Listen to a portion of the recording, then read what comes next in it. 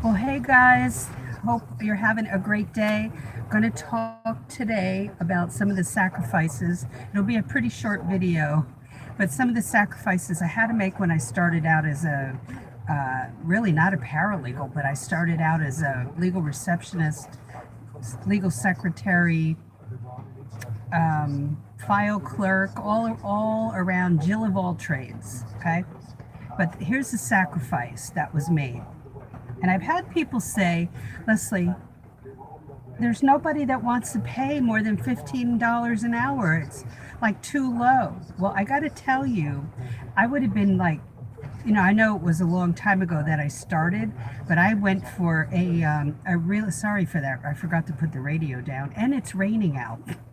So if you hear that noise, sorry for this, but couldn't wait to share this with you.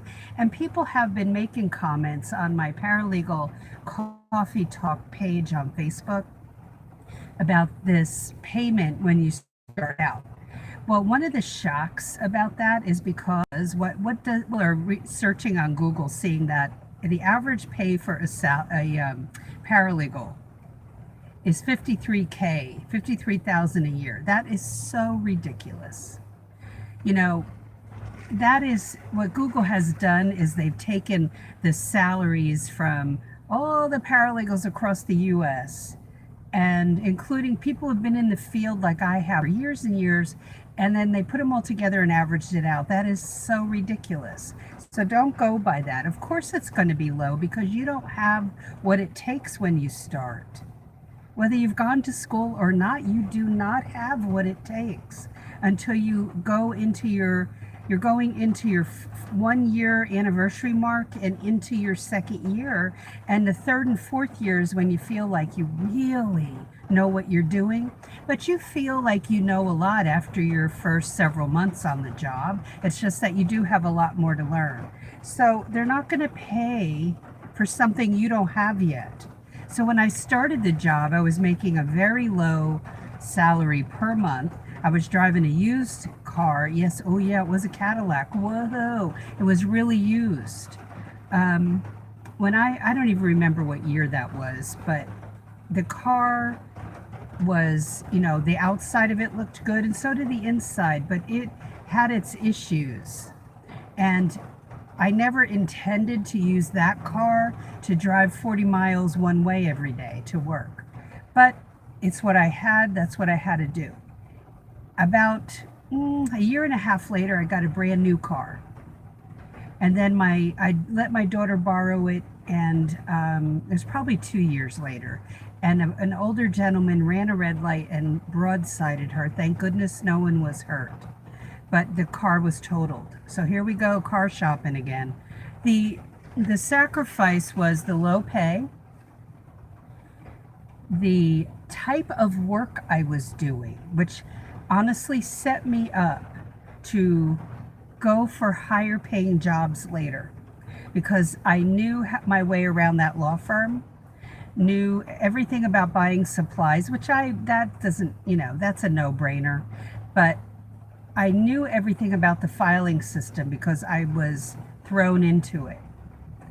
And there were just some holes I had to fill in the second and the third job to feel like I knew what I was doing. And by the time I was done with the third job, I was on my way. And I felt that I could help just about any law firm in any area of law. Yet, if I went into an area I was unfamiliar with, they would hire me because it happened. But then I had more to learn about that area of law. So we have not arrived when we go into that first job. Whether you have, if you have a lot of schooling, that doesn't make you a paralegal. It may give you that name, but it doesn't make you a paralegal. And coming in with zero experience, you coming in with zero education and zero experience, put together with somebody who went to school, you are on level playing ground. I'm telling you, you are on level playing ground. So make the sacrifice for that first year. Hopefully you'll make the sacrifice for 2 years. Get all of that knowledge under your belt and stop thinking of this as a job and think of it as a career that you are building for you and your family. If you're a single person, then it's just for you. And that you treasure all this knowledge you're getting and start then when you're at the first law firm, if it works out and it's a good place to be, stay there for 2 years. Get that under your belt.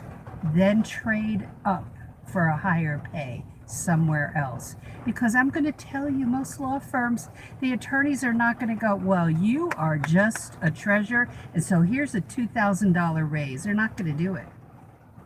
They're not going to do it. They would be smart if they did it, but they don't. And that's most employers, don't do that. So it would be great. I know the guy who owns, I don't know him, but I know of him. Chobani Yogurt Company was an immigrant to this country. He rewards his employees. I mean, he does. You can look up some of the stuff he's done. Best employer. Employers would be wise if they did that. But you take the bull by the horns and you do that yourself. Don't sit around waiting for that to happen, because then you're in a 9-to-5 job here. You got to change that mindset that you're building something for you that makes you so flexible in your career. If you can't, look, first job, there were no benefits. Low pay, no benefits.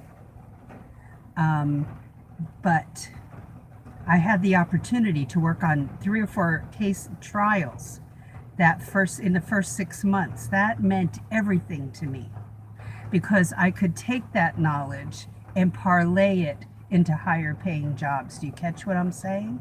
So if you start thinking, oh, I'm going to be here for 20 years, that does not exist, because something's going to happen. The law firm will dissolve because the partners can't get along together. Your attorney leaves and now you're out of a job. You build this for you.